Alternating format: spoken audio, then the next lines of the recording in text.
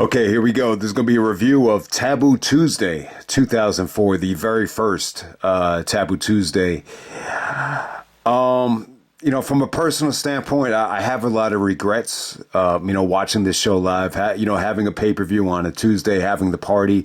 I don't know, just something about it. I couldn't enjoy it. I had to be somewhere very, very important the next day. So I almost felt like guilty, watching this show as it was happening, and just a lot of stuff that got a good reaction at the pay-per-view party. I was just kind of sitting by myself, just really not into the show, and a little bit bittersweet. This is I think the idea was pretty cool. You let the fans vote. There were a lot of things to like here, especially Shelton getting voted in. And, I think the way Benoit, handled losing with class, everybody could look at that. It was great for Edge. This was really what catapulted his career. This whole show, this is where he turned heel. I think it was great for Snitsky, even though the Snitsky push was, very short term. It was great for him. You did a lot of interesting stuff here with Flair and Orton from a storyline standpoint that I think holds up very well. Shawn, one of the best Shawn Michaels performances in terms of him going out there and just, wrestling through injury this time. A little bit of the opposite of the Lost My Smile stuff. So, a lot of fun stuff to get into here. I actually enjoyed it a lot more, watching it back now, 20 years later. I just think the timing was bad. I think the Tuesday night was definitely a bad idea. You could argue that Sunday night could be bad as well because, you got to wake up the very next morning and, do what you got to do. But I don't know. Something about the Tuesday night thing, made this feel a little bit taboo. I guess that's the best way to put it. But yeah, Vince had his fingerprints, all over this thing. And, I think the important thing, before we get going, the important thing about this show is, how would you guys feel if you found out the main reason they took the belt off of Randy Orton was so Triple H could be champion for this pay-per-view? Triple H was great in terms of the microphone work here. It gave him a lot of ammunition to shit on the fans. The fans get to decide Triple H's fate. So that made for some good, heel work. But, is this the main reason that they, put the championship back on him? Randy Orton was actually not involved, to be with the voting for the title match. He faced Flair in the main event. So we'll get into why Orton was removed, from the voting. But, looking back on it, I think this would have came off a lot better had Orton stayed a heel. And then you could still vote Edge, Benoit, and HBK. The winner gets a title shot at Orton. I think looking back on it, I think most people would have preferred, for Randy to just stay heel as champion. But I think that would frustrate the shit out of a lot of people if they found out that the only reason why they put the belt back on Triple H was because of this pay-per-view. I don't think it's the sole reason. But I think Vince and, everybody, obviously Pat Patterson. This is Pat Patterson's last show, last night. He had a big send-off after the pay-per-view aired, and there was a lot of differences and animosity between Pat Patterson and Triple H. Pat was not a big Triple H guy. He wasn't a huge fan of taking the belt off of Benoit and the whole putting the belt back on Triple H thing. So, there was a lot of conflict, I think, at that time. But, there's a lot of other reasons as well. When you look back at the fall of 2004, no one really talks about it, but I'm sure, the ratings were very important for that time. You're going in the football season. You remember the going to the USA Network, eventually, I'm sure negotiations and the bidding probably started in on that. So maybe that's one of the reasons why they wanted to take the belt, off of Benoit, possibly off of Randy, going into the fall. Okay, so we're going all the way back to October 19th, 2004. This is from Milwaukee, Wisconsin, the Bradley Center. This is the home of the Milwaukee Bucks. But, what is interesting about this show, too, and, I noticed on Raw, as well, Ring of Honor is really starting to gain traction. If anybody remembers, this weekend, Ring of Honor ran in the Midwest as well. They ran Chicago. I think they might have ran in Milwaukee for the 50th show. It's called ROH Gold. But yeah, this is the weekend where Joe and Punk 2 happened. And if you notice, the very next Raw, there was in the front row, you see a lot of ROH signs. So, there was a sign that said ROH is Raw. Samoa Joe is the real world champion, and someone had a CM Punk sign as well. So I just thought it was funny how Ring of Honor and WWE basically ran the Midwest the exact same weekend as Taboo Tuesday. But yeah, we only have 3,500 in attendance here. I don't know. I guess because it's a Tuesday, they couldn't, fill it to capacity, as Vince likes to say. We have a pay-per-view buy rate of 174,000 buys. Yeah, actually the worst buy rate of the year. Because it's a Tuesday night, I think anytime you do these fan interaction things, very similar to Vengeance 2001 with the tournament, you can't advertise a main event. So I think that's always going to hurt the buy rate. But at the same time, it did really feel like this is one of the better promoted shows of the year. Vince went out of his way to promote it. It was his idea, his concept. And, I just think a lot more promotion went into this than, say, like Vengeance, for example, which just felt like another run-of-the-mill pay-per-view in terms of, the way they promoted it. Okay, first match of the show, we have the match of the night. Chris Jericho comes out as the Intercontinental Champion, and the fans get to vote on who will face Chris Jericho. You get the chance for the fans to actually vote from, I think, 16 different guys here. So Shelton Benjamin actually wins the voting here. So if you haven't seen this show yet, they do... It's almost like a backstage segment where they're showing each and every guy that was eligible for the voting, and it's really funny. It's almost sad. It's like it just didn't feel like most of these guys were over. I would definitely say besides Shelton and maybe Batista, I think mostly everybody got almost a lukewarm to a negative reaction. A lot of these guys weren't even on TV that were eligible for the voting. Roddy Mack and Chuck Palumbo were pretty much Sunday Night Heat guys. Yeah, guys like Val Venus, Rosie, Stevie Richards, Tajiri, Tyson Tomko, the Hurricane, William Regal. Regal got some votes. Maven got about 4% of the votes. Rhino gets about 6%. Christian gets 7%, which was a little bit disappointing for Christian, man, because Christian really, was probably the most involved in the storylines leading up to this thing, especially with Jericho. The coach actually got 7%. I think the coach was great on this show, just the way he really interacted with the fans. It was almost like he was the host of Taboo Tuesday. Batista gets about 20%. They used Batista a lot to attack Jericho leading up to this thing. But Shelton Benjamin actually wins in a landslide by 37. He gets 37.48% of the vote to take on Chris Jericho, in the opener right here. I actually like this. I think this was refreshing. It felt different. From what I understand, man, like I think Shelton... had no idea until the voting was over. It's a little bit baffling, though. They wanted to keep the polls open until like the start of the actual matches. Maybe this would have worked a little bit better if you closed the voting by like 3 p.m. This way you could give guys a chance to prepare. But silver lining is I think they wanted to create that aura of, all right, Jericho had no idea, so they got to think of something on the fly. I think that made it feel a little bit fresh. I love the way Shelton celebrated backstage. And they did build up Shelton a little bit. He actually did beat Christian. There was like a 6-way elimination match.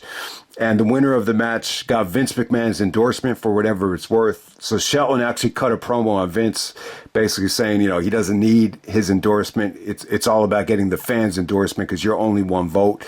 So they did that on Raw to build Shelton. I mean, I guess it was good enough. I think it worked. But for the most part, I think fans just voted Shelton because this is what I like about it. They voted for the best guy. They voted for the best athlete, the best performer. And Shelton actually defeats Chris Jericho here. I mean, this is probably one of their weakest matches. You could just tell, like, they didn't really have enough time to do anything creative. Some of the walls of Jericho stuff, even the next night on Raw, was just really out of the box.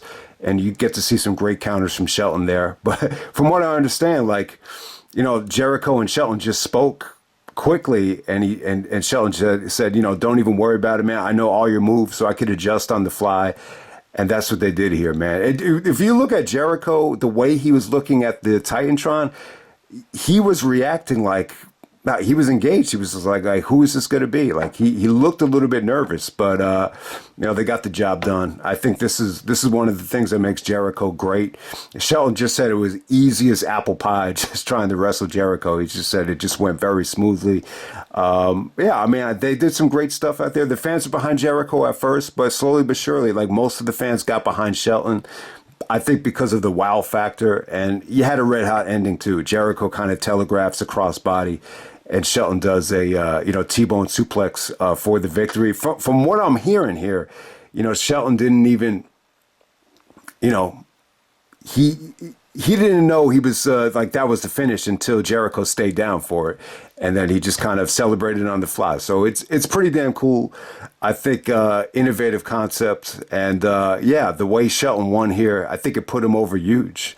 And I just love the fact too, and it's a big victory too, especially when you hear guys like Swerve saying, they looked up to Shelton and he shattered this racial barrier that was going on in the WWE at the time, and even though it's for the Intercontinental belt, it still was eye opening, and Shelton kind of used this momentum, to get to WrestleMania and to steal the show at Backlash and then steal the show in the Gold Rush tournament. This is definitely, when you look at Taboo Tuesday all the way up until Vengeance, when Carlito kind of stole the momentum from him, this is definitely, I think the best run of Shelton Benjamin's career. And, when you look back at it now, because of what he's done, for black wrestlers, even though he was never champion, I think in a lot of ways Shelton has really, motivated and inspired, probably more black wrestlers than anybody, because he's just so freaking good. Such a great athlete, such a great, sparring partner for Brock Lesnar as well. Just, JR was just talking about how, Shelton really pushed Brock, to become as good as he was on both levels, in amateur wrestling and, in OVW as well, where they were, tag team champions. But awesome opener right there. To me, this is definitely the match of the night, even though I think Shelton and Jericho have, gone on to top this thing. Even the next night on Raw, I think that was actually the better match. It just felt like they were able to kind of sink their teeth into their, creative juices. Okay, next up we have the Fulfill Your Fantasy Battle Royal for the Women's Championship. So Trish is the Women's Champion, and you get to vote for what the Divas are going to dress up as. They could dress up as nurses. I don't think the nurse thing was that bad of an idea. I don't know why it came in last, but it did. French maid. The French maid was actually Vince's pick. Jerry Lawler actually asked Vince on Raw. He's like, what do you want to see the women dress up as? Nurses, French maids, or schoolgirls? And Vince is like, oh, that's a tough one, King. I'm going to try the French maid. And then you got schoolgirl. For some reason, the schoolgirls won. I think it was the right choice, especially when you see how hot Trish looked here.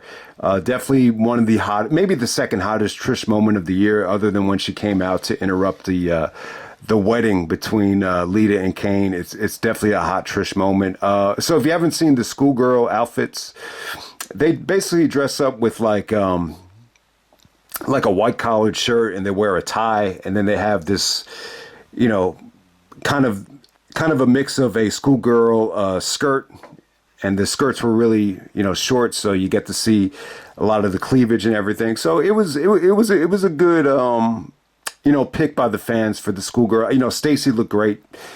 She had the Mrs. Hancock look with the schoolgirl look. But really not a lot to talk about here in terms of wrestling.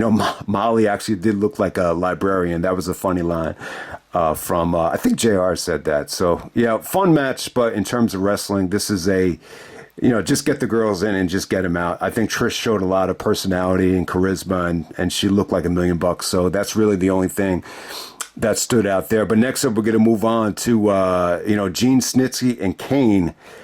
Kane is out there with Lita. This is a weapon of choice match.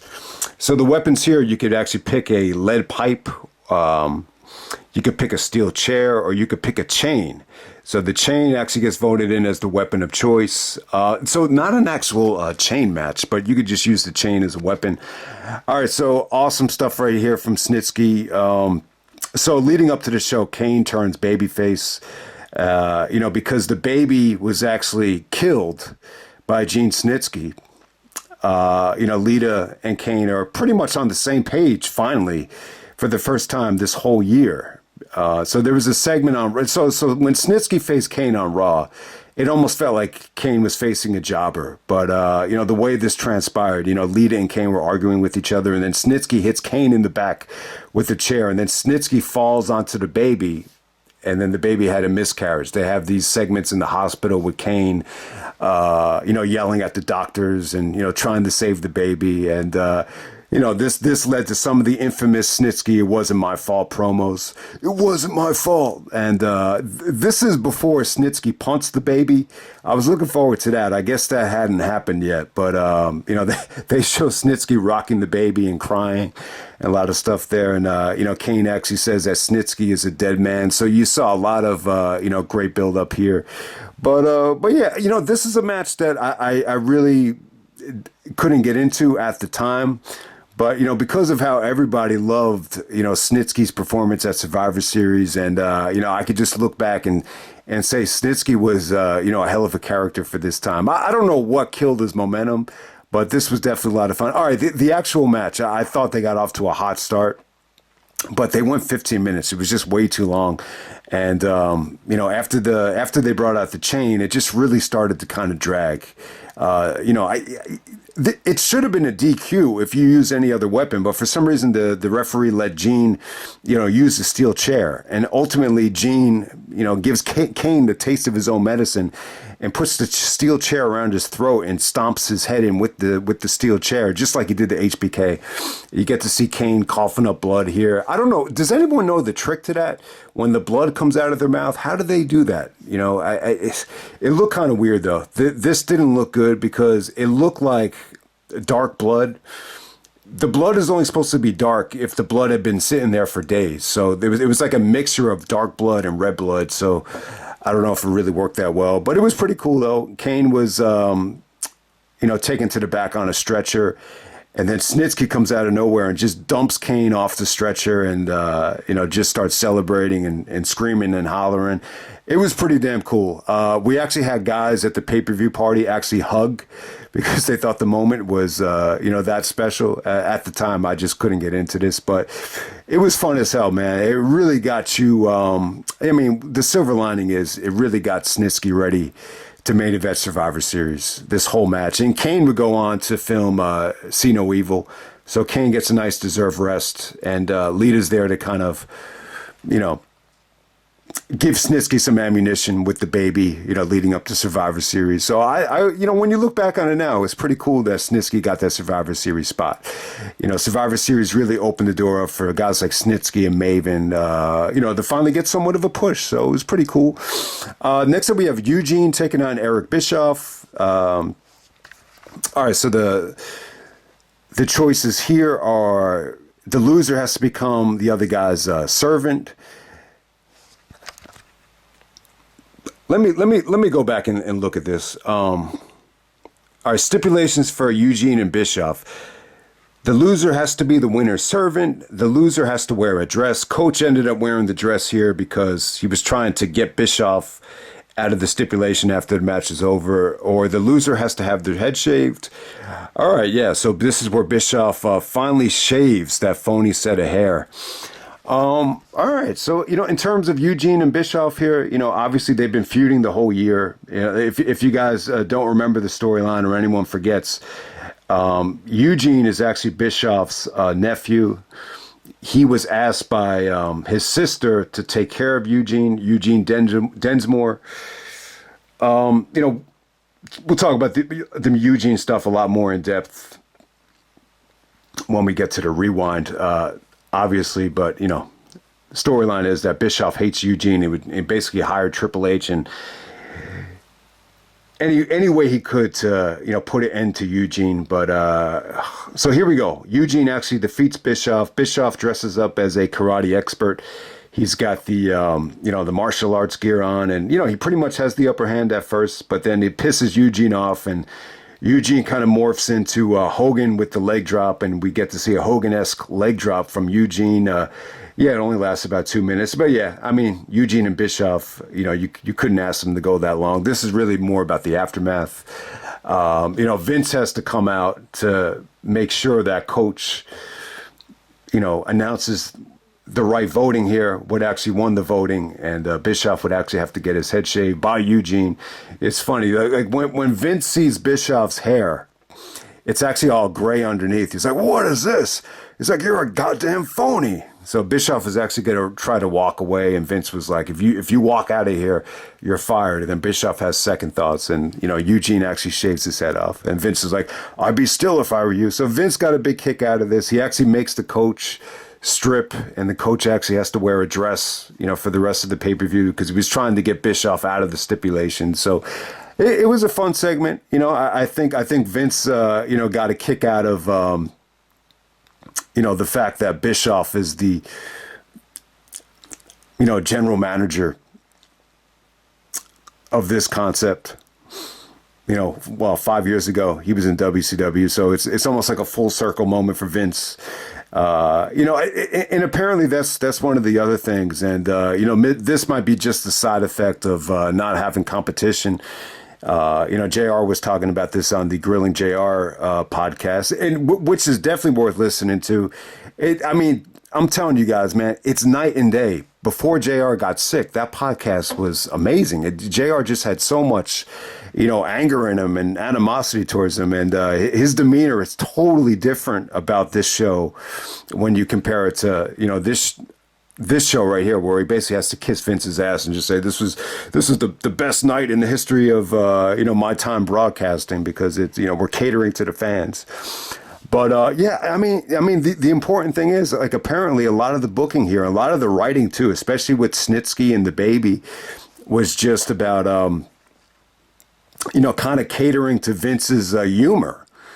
So it's like we're just writing to keep Vince engaged and keep him happy so he can laugh at things. So that will be your answer to why some of the writing went downhill at the time. The Snitsky and Kane stuff. I think it's kind of fun looking back on it, but if the motivation is just to keep Vince entertained, how is that a great thing? That's a direct side effect of just not having competition, I guess you want to call that. But yeah, but hey, Bischoff gets his head shaved.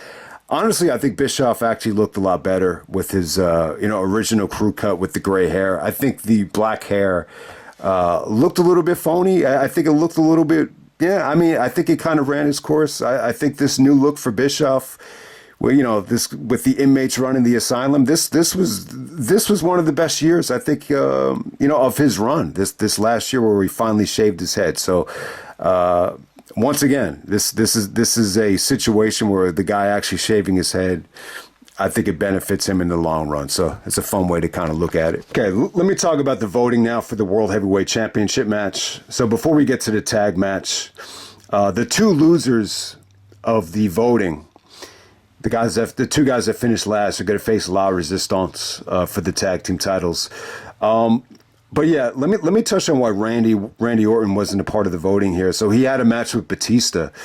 It was a no DQ match, and because he dropped the sledgehammer on Eric Bischoff's foot, Bischoff told Randy, if you want to be eligible for the Taboo Tuesday voting, you're going to have to defeat Batista. Batista ends up winning that match, so that disqualifies Randy from the voting. And Randy will be taking on Ric Flair in the main event. So that takes Randy out of the equation. So, yeah, no matter how you look at it, I think, it only made sense for Triple H to be the champion.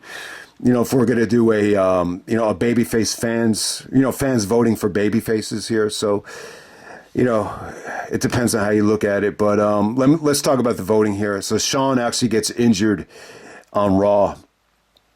They actually do a triple threat match, which Edge actually wins. Edge wins the triple threat, but Shawn gets injured in it. I'm thinking it was from possibly a crossbody off the middle rope onto the outside. There was also a sunset flip there. It definitely looked like Shawn did some, difficult things in that match, and you could just tell he was hurting. He suffered a torn meniscus, but, he's going to suck it up. And if the fans vote him in, he's still going to wrestle. So Shawn Michaels actually wins the voting. The exact amount was 33.72% of the votes. Edge comes in second with 33.42% of the votes. And, sadly, Benoit comes in last. So, yeah, I mean, I remember voting for Benoit. I voted for him on multiple occasions here.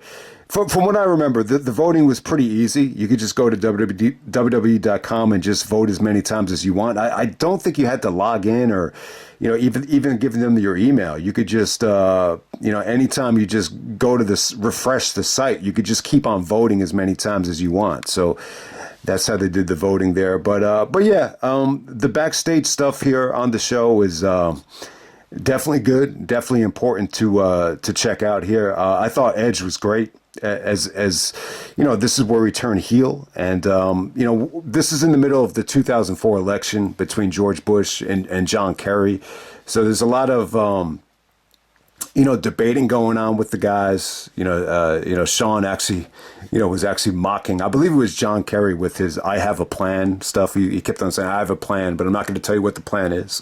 So Shawn took some daggers at Kerry. I guess most of the WWE guys were Republicans, at that time. So, but yeah, Edge was definitely great. He got on the mic here and was just saying that, the fans should vote for me because I've never, faced Triple H one-on-one. So it's a fresh matchup. And then besides, Shawn Michaels and Chris Benoit had their chances. They had their chances against Triple H. And it's kind of funny. I do want to dive into this here. I mean, especially with Shawn. I mean, Shawn and Triple H have been done to death. They're coming off of the Hell in a Cell, which Triple H won. Now, if you look at it closely, though, in terms of Shawn, taking on Triple H for the title and him losing to Triple H, while Triple H is champion, I don't think it ever happened where Shawn actually lost clean while Triple H is champion. I mean, Shawn came into Armageddon as champion and then lost to Triple H. So you get Edge's point. Shawn's been in, had so many chances over the years to be champion in triple threat matches, whether it's WrestleMania 20, Backlash, Raw, and then he loses to Triple H at Bad Blood. So why would you vote for Shawn Michaels? The Benoit case is really interesting as well because, Benoit never really got a rematch against Triple H, and he still loses the voting, and it comes in last here. So it's a little bit frustrating. But I think it was just one of those things where, even though Benoit was champion, the fans are still looking at Evolution as being dominant. They're still looking at, the storylines in the show still revolves around Triple H. So why would Benoit winning the championship change anything? Because when he was champion, it didn't really change the fact that the company was still revolving around Triple H, which was Pat Patterson's, biggest pet peeve, about the company, which is, maybe one of the reasons why he left. But hey, man, Edge actually loses the voting here. And, he kind of walks out on Shawn. There's also a segment where Shawn is getting all taped up with his knee and his meniscus. And Edge calls him a selfish son of a bitch. And he says, "It should have been me. It should have been me." He's like, "You should have pulled out of this, Shawn, you selfish son of a bitch." Edge did a good job too, just saying that he was younger, fresher, and and I think Edge did receive a lot of the voting here, even though he was acting like an asshole. A lot of smart marks kind of knew Edge was healthy, and him and Triple H would be a fresh matchup. So that's why I think Edge did so well. Even when you look back at it now, when you think of the idea of Edge and Triple H facing, there just really wasn't that many of them. I really don't think Edge and Triple H ever worked a proper program. To my recollection, I think the only time they faced each other on a pay-per-view one-on-one was Great American Bash 2008. But for whatever reason, I find that match very forgettable. I don't know why. I feel like there was some sort of storyline in there with Vicky that just, didn't make it feel that competitive. But I do want to touch on Benoit, though. Benoit acted very classy. He shook Shawn Michaels' hands and just congratulated him. And it's funny, too. If anyone read Shawn's book, Benoit actually came up to him after the night was over, and he just said, you're an inspiration. You weren't, obviously you were hurt. you had a torn meniscus and you still went out there and wrestled for the fans. I said, Benoit came up to him and just said, it was just an inspiring performance. So look at what Benoit does here. This is the reputation that he had. He's a stand-up guy. Anytime anytime he would lose something or lose a voting, he didn't act like a baby. He handled himself with class, which doesn't surprise me. That was his reputation with everything he did up until the last weekend of his life. So it's really funny too. I think this is, just the way Benoit acted here. He was a good sportsman, and you see the way Edge acted a little bit like a sore loser. There's two different ways of acting, two different ways of, coming up short. And you could definitely apply that to life too. So I think that's one of the cool things about the show. It just showed you multiple ways of how to handle yourself, during the feat in terms of Edge and Benoit. So Edge is a little bit deflated. He's looking at this like it's a consolation prize. He's like, no offense to the tag team titles, but I've had them 10 times. It's like big whoopity-doo. He's like, I should be facing, Triple H for the world title tonight. So Edge is looking at this like it's unimportant. It kind of shits on the tag team champions and kind of made the tag team championship match feel uneventful, uninspired. But we're going to get right down to it, man. We got La Resistance of Sylvain Grenier and Robert Conway defending the tag titles against Edge and Benoit. When Edge came out, he had the reaction to the fans where, he usually does his little entrance where he's sucking up to the fans. Here he kind of gave them like a shrug, like kind of like a look like, you guys fucked up. You should have voted for me. So you could just see Edge's demeanor and his whole approach to the match totally shift here. So I thought that was pretty cool. But, I think the match was good, man. The match was really fun. It takes, it really, it's a shame because La Resistance, they actually won the belts from Edge and Benoit in Montreal, back in May. And, that got a great reaction. I mean, Benoit was born in Montreal, but, he got a standing ovation when he came out. But, they booed the crap out of Edge and Benoit because, La Resistance was representing, the French Canadians in Montreal that night. So it got a great victory. They actually beat Edge and Benoit with the Au revoir, which was their finisher. But this is where the title reign came to an end. They dominated the division the whole year, and it just seemed like they were kind of, on the way out of this time. The fact that Benoit won the belts by himself here, it made them look a little bit weak. Sylvain Grenier was actually a big Pat Patterson guy. I believe Sylvain Grenier was actually gay, so was Pat Patterson. So, plus they had the French-Canadian connection. So that might be why they pulled the plug on La Resistance because, Patterson is moving away from the company. So, but overall here, pretty fun booking though. Pretty fun booking. La Resistance was very, boring in this match. A lot of isolations, just a lot of, keeping away from the hot tag. When Edge actually did get the hot tag, the referee didn't see it. So Edge is a little bit upset at first. Edge was really kind of taking his aggression out on La Resistance to start this match. So you definitely had some good stuff there. But when the referee told Edge he couldn't get back into the match, Edge is upset at first, and then he thinks about it. And he's like, okay, is that the way it is? He's like, yeah, all right, good. I'm just gonna fucking leave.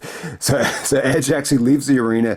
He's yelling at this guy Richie. He's like, Richie, where's my bag? And then he hops into the rental car, and then you think Edge is actually gone from the whole show.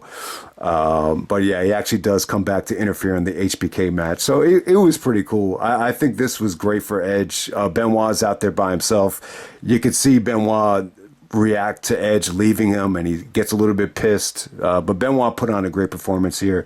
He just German suplexed the shit out of La Resistance. He was able to keep Sylvain on away from the ring, and he was able to lock on the crossface to beat Conway. And Benoit wins 2 tag team championships by himself. It's funny. I actually did watch the Raw the very next night. And they don't even mention that Benoit is tag team champion. You don't even get to see Benoit come out with the belts. I think the only thing Benoit was involved with was the locker room is starting to turn on Evolution, and the anti-Evolution rally backstage. That's really all he was involved with. But hey, Benoit, wins 2 tag team championships by himself, literally. So put Benoit over huge. I almost forgot that they booked it this way. I figured La Resistance would just, probably retain the tag team titles there. But hey, it makes the tag titles look like shit. It makes it look like a consolation prize. But the silver lining is it puts all the focus on how prestigious, the world title is. But hey, we're going to move on. We got Christy, Hemme, and Carmela. This is a lingerie pillow fight. It doesn't even last 2 minutes here. So this is the blow-off of the Diva search. So Christy Hemme wins the Diva search, which is the right choice, man. All right, so I'm going to talk about it now. The Diva search. I will say this, in terms of hot women, in terms of the women being hot, I give it a thumbs up. I think he had a lot of, hot females. I think Carmela, say what you want about Carmela. This is one of the best looking girls I've ever seen. She was the 2004 Playmate of the Year. She was actually dating a quarterback, Jeff Garcia, who is the quarterback from the Cleveland Browns. I'll tell you this, in terms of looks, this girl looks like she could be my sister. She's that hot. No, I'm just joking. That's something Kurt Angle would say. But no, she really, she was something else, man. But her flaw. So this is proof that looks could only get you so far. This girl had no charisma, no personality. Apparently she had a bad attitude. They said that she didn't want to be there. She was just there for the money. She did say that some of the wrestlers were hot. I think she thought Randy Orton was hot. And so, hey, at least she thought the wrestlers were hot. That's really all you can say about Carmela. But yeah, a lot of the girls, sometimes when you're that good looking, though, it causes a lot of jealousy, especially with females. So they took a lot of shots at her. I think Joy and, even Maria just had a lot of negative things to say about her. I think Christy Hemme actually called her a cum burping slut. And that line actually did get a lot of criticism. There's a lot of lines leading up to this pay-per-view that, definitely got some criticism, especially from Flair. But, we'll get to that a little bit later. But yeah, man, I'm just going to touch on it now. I don't think I'll touch on it, when we get to the rewind. But when we're talking about the Diva search, I think they made the right choice with Christy. I think Christy was red hot and tons of charisma, tons of energy. I think if this girl was an adult performer, I think she probably would end up being, she probably, could have been performer of the year. She just kind of gave off that impression that she'd be that good. If you think there's an art to that. But,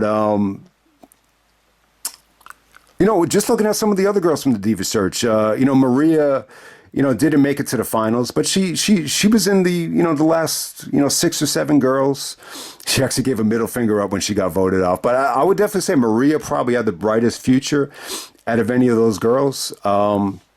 Michelle McCool, you got to shout her out. She ended up marrying the Undertaker. So, who would, like, if you look at that top 10, you say to yourself, like, this is going to be a future Playboy Playmate. She's going to go on to WrestleMania against Trish.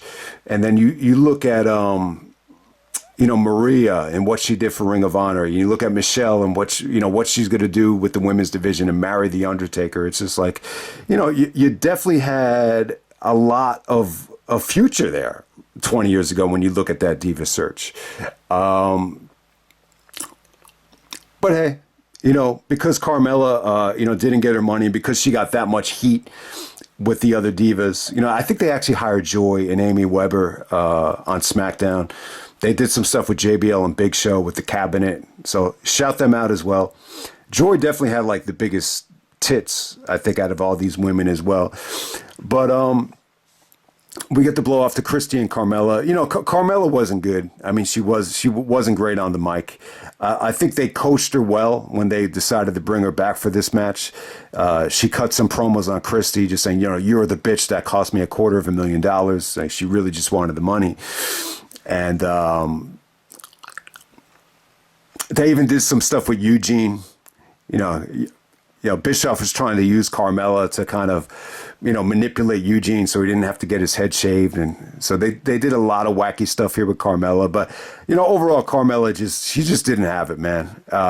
This is just proof that looks can only go so far, because I just didn't think, she had much personality. Obviously, execution wise, you couldn't expect much here, but this ended up being a lingerie pillow fight. Let me look at what the other options were here, if anybody cares. All right, so the aerobics challenge came in last. That's what Carmela, thought she was the best at.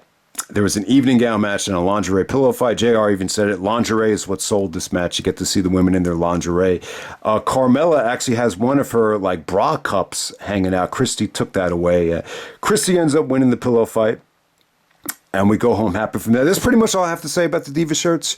But I think they made the right decision with Christy. I don't really know where Christy went wrong here, but they did kind of challenge her, and they did really, throw a lot of roadblocks in her way with her being labeled as a slut. And Trish took, had a lot of ammunition for her, but, for whatever the reason, it just didn't work. To my recollection, I think she was maybe a little bit too aggressive with some of the guys. I mean, yeah, if she wanted Batista, I'm sure that would have been fine. I think the mistake that she made is, and maybe she wasn't watching the product, and this is where being a fan, could definitely help, because if she made a dig for Triple H, and, she should be aware, and maybe not aware that, he's married to the boss's daughter, that's probably what got her into trouble. But who knows, man.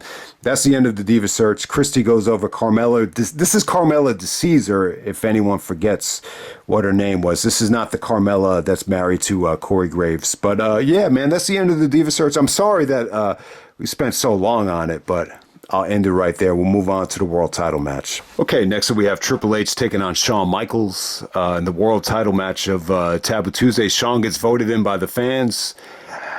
And Shawn tears his meniscus on Raw. I mean, you could clearly see that he got hurt. And I think looking back on it, maybe it was a mistake, to have the guys wrestle in the main event the night before this, because what if you get an injury? I mean, it's just going to be a disaster. And I think looking back on it, I think the injury definitely did hurt, the concept of this show. Maybe if you knock it out of the park the first time, this concept would have had a better legacy, I think, looking back on it. Instead, it became Cyber Sunday and just became very, very forgettable, I think, over time. But in terms of Shawn here, I think it's one of the best Shawn Michaels moments.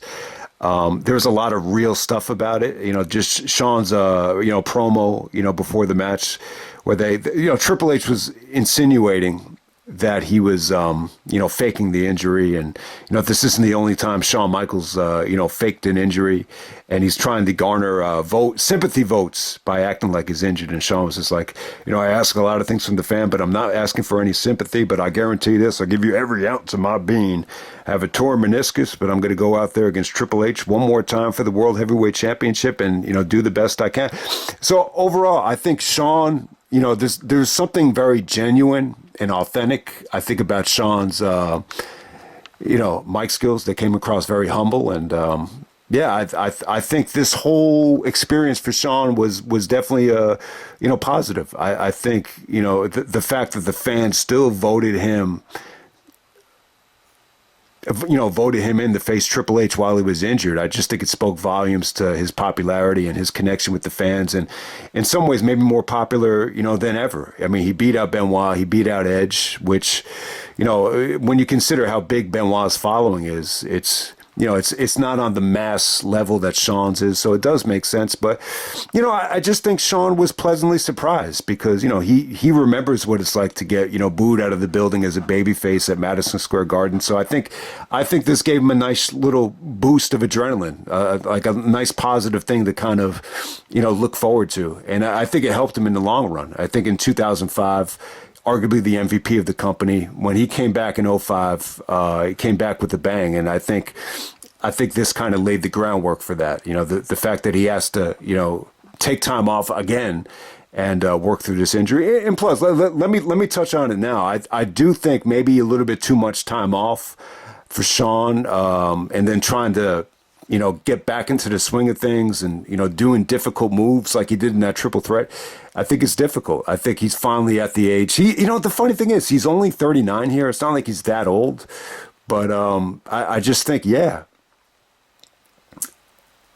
it's probably just a sign that, you know, the body's starting to slow down, and, you know, maybe just having that much time off, you know, one of the reasons why, you know, he possibly got injured there. But, you know, I did want to mention this point as well, the fact that Shawn is injured here. So he's able to suck it up and wrestle Triple H at Taboo Tuesday, but he's not able to, you know, wrestle through the injury, you know, for Bret Hart at WrestleMania. It's kind of funny. So if someone like, you know, Bret, or, you know, even Jericho to a degree, who's taking shots at Michaels for, you know, faking injuries, yeah, I'm sure they got a kick out of this, especially Bret. So I just wanted to bring that up. But, yeah, on Triple H's side, though, I think it was cool. I think it really gave Triple H, you know, a lot of ammunition for the fans. You know, I mean, he said some stuff that I really didn't care for, but, you know, it's great for a heel. It's like, this is a bunch of crock. This is a bunch of shit. You know, I don't come to this guy's job and tell him when the fries are done. He shouldn't come to mine and tell me who to wrestle. He's like, you know, Triple H wanted to know who he was wrestling before, and it was a little bit paranoid about it. And, you know, it was paranoid that Shawn was faking the injury. So, yeah, I mean, it gave Triple H a lot of, you know, great dialogue to use for the fans. But, yeah, this was perfect, though. I mean, this is a perfect combination in terms of, you know, if there's two guys that can get through an injury, this is, I think Triple H and Shawn are tailor-made, you know, to tell this story. There's no doubt about it. Like, if you're going to ask anybody to go out there and, you know, try to wrestle around an injury and have the guy be safe, I think Triple H this is what he's the best at. You know, like, Triple H is not the greatest of all time. If you're going to, you know, tell me, you know, is Triple H the absolute best at delivering classics? I mean, obviously, I think he's not. But if you, this is what RVD said. He basically said, you know, if you're going to ask me, like, who's the best at, you know, going out there and actually knowing what he's doing in the ring without trying to hurt somebody, like, it's Triple H. Like, he's this is just what he's good at.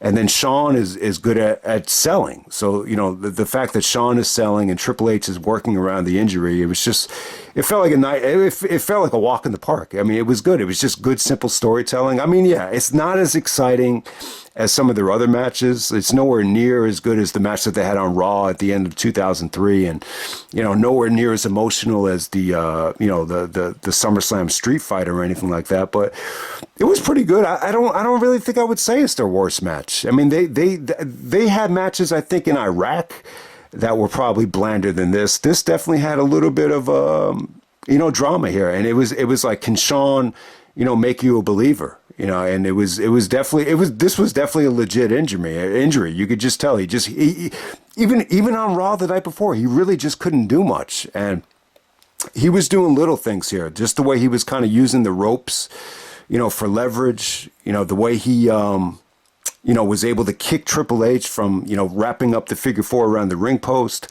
He just did little things just to keep himself into the game, just to keep himself in the game, no pun intended. And, you know, eventually he did find himself hitting the super kick. And it's funny, like, even though Shawn is hurt here, you still have Batista coming out, and then, you know, Edge actually does not leave. And, you know, while the referee is distracted with Batista, you know, Edge actually spears Shawn. Edge was great. He was like, it should have been me. It should have been me. So, yeah, Triple H, you know, successfully retains over Shawn. But it was cool, though, man. Shawn actually comes out of crutches the very next night on Raw. And this speech went over a lot better than the Lost My Smile speech. It was just, you know, Shawn just said, you know, when he comes back, you know, he's coming back for the fans, as cheesy as it sounds. So, a lot to like here about Shawn's performance. I mean, is it the classic that we've seen Danielson, you know, wrestle through injuries with? You know, Danielson wrestling through the torn shoulder to have the best match in ROH history with Kenta. It's nowhere near that level, but admirable performance, though. It just shows you how much skill I think Shawn has as someone that's, you know, the ability to sell like Shawn was what really made the match engaging. And, you know, Triple H's ability to, you know, work around the injury and, you know, dissect Shawn's injury without actually, causing more pain and hurting him. It was a pretty cool matchup. I think it aged pretty well for me. Even though, this is the first time you're ever having the concept, you really want to knock it out of the park and deliver something special. So the argument against it was, you rather have someone healthy, involved, as Edge was saying. He thought Shawn should have dropped out of the voting, but Vince was really adamant that Shawn should go through with this. He said, Shawn's like, I want to.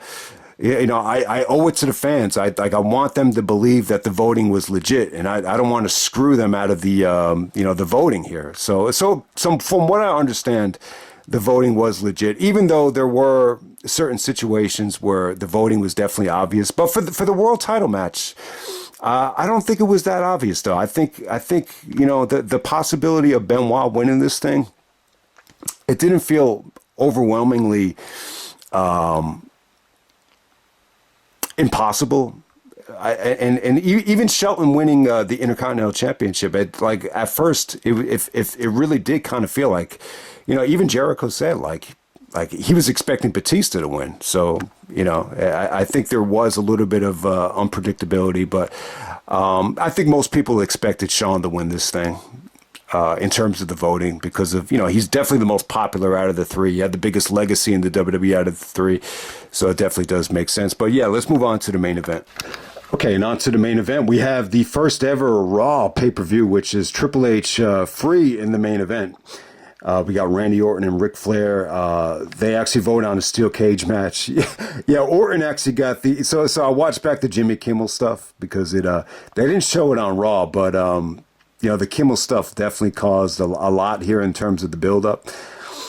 So it's you could actually vote for a steel cage match, false count anywhere, or submission. I think Orton put last man standing in there on Kimmel. But it doesn't matter. I think everyone knew the steel cage was probably going to win the voting here. But the feud was better than the actual match here. They did a lot of great stuff here. It's hard to say what was the best promo that Orton or Flair had, trying to build this thing up. But Orton said a lot of great stuff here. He said, I don't want to face the guy that, took a back seat in Evolution and was kissing, Triple H's ass. He said, this generation is not going to remember Flair for the great wrestler that he really is. They're just going to remember him as, kissing Triple H's ass. And then Flair kind of had a second thought. There's some backstage segments here where, Batista's talking down to Flair, and Flair kind of has a change of heart. And he's like, I'll be out there when I'm ready. Like, I don't answer to Triple H. I don't answer to you. So they teased, a Ric Flair babyface turn. But ultimately, Flair decides to low blow Orton. And he costs, Orton the Taboo Tuesday voting in the singles match with Batista. So yeah, we're going to get Ric Flair and Randy Orton at Taboo Tuesday. They vote on the steel cage match. But even leading up to this thing, though, it's more about the legend killer stuff. Basically Flair is telling Randy that he's great because he won the world title, but a legend killer, he's not. He's just not, going to be able to kill off the legend of, Ric Flair. But, the highlight of this feud, if you haven't seen it yet, they actually, I'm going to say that they cut this on Raw. It felt like they definitely highly edited the promo. There's a promo, I think it's from Madison Square Garden. It's on the MSG Raw, the same Raw that Christian and Shawn had, that great little match. Flair is out there with Triple H. Triple H is actually laughing at the promo, but apparently Vince got really upset about this because, he was afraid that they were going to lose, sponsors over it. Flair was calling Orton a virgin. He's basically calling him... He's like, you're not a legend killer, Orton. He's like, you're a virgin. And he's like, you know what's going to happen when we wrestle? I guess they're already assuming that they're going to be in the steel cage. So he's basically saying, when we wrestle, you're going to bleed. You're going to bleed like a virgin. And that's what I do best, Orton. I make virgins bleed. I've been making virgins bleed for years. And apparently when Vince heard the promo, as soon as Flair got backstage, he was screaming at him. And yeah, so, I mean, this is 20 years ago, so you could probably get away with a lot of shit. But this whole virgin bleeding thing was a big no-no. But hey, man, I thought it made for a great promo. All right, so the other controversial thing here is the Kimmel stuff. Yeah, so I remember there was a scene here where Triple H went up to Flair, and Flair looked a little bit depressed, and Triple H is like, it's like, you're not letting all this Kimmel stuff get to you, are you? Because when Orton went on Kimmel, he told him he was wrestling Flair, and the Kimmel was like, "You're wrestling Flair? Isn't he like 85 years old?" He's like, "You're gonna have to bring out a colostomy bag," and like why are you wrestling guys that are so old? Orton looked a little bit annoyed at how disrespectful he was to Flair, because the storyline here is that Orton wanted to face the Nature Boy. He wanted to face the real Ric Flair, not the Ric Flair that took a backseat ride with Evolution. So we're off to the races here. I think the steel cage match was good. The fans were definitely excited to see the cage come down, and it got bloody. Flair got the low blow on Orton, and Orton bled a lot here. I'm going to say this is probably as bad as Orton ever bled. He had a face full of blood. Flair bled as well. Flair loves cage matches. Jerry Lawler even said, Flair's probably had more cage matches than Orton's had regular matches up to that point, which is probably true. I mean, that would not shock me if Flair actually had more steel cage matches up to that point than Orton had even matches. It's a pretty interesting stat. The crowd was pretty much engaged throughout this whole thing. I'm not going to say it was great. They kind of just, chopped each other, punched each other, threw each other into the cage. Lots of low blows. There's a cross body from Orton onto Flair, which Orton eventually had to stop doing that, just to kind of minimize the injuries. The RKOs on Flair did not look great, on some of the Raws leading up to this thing or even after this thing. But this RKO came off pretty cool. It seemed like at this time Orton was still trying to hit the RKO in midair, kind of do like a jump and then RKO him. But yeah, Flair put up a good fight. Orton tried to stay away from the figure four. It's really just a simple match that really relied on the cage and really relied on the blood, to get the job done. So most people are going to say match of the night. I'm going to go with Shelton and Jericho, even though Shelton and Jericho have had, better matches. I just think the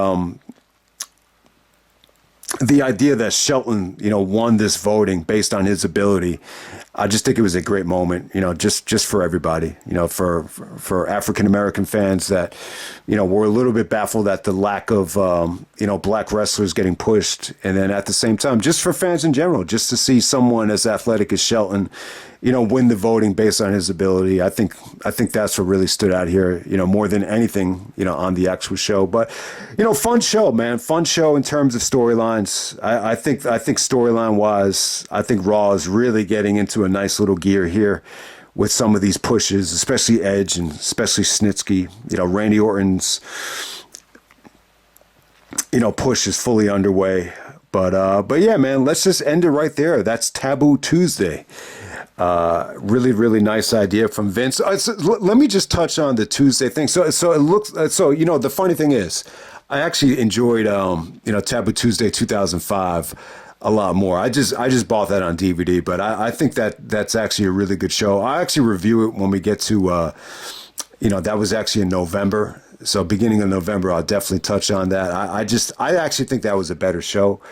In terms of matches, definitely. But then they switched to Cyber Sunday, and I think they realized the Tuesday night was hurting the buy rates. So it looks like Cyber Sunday in '06 with Maria on the cover did really, really well, compared to these Taboo Tuesdays.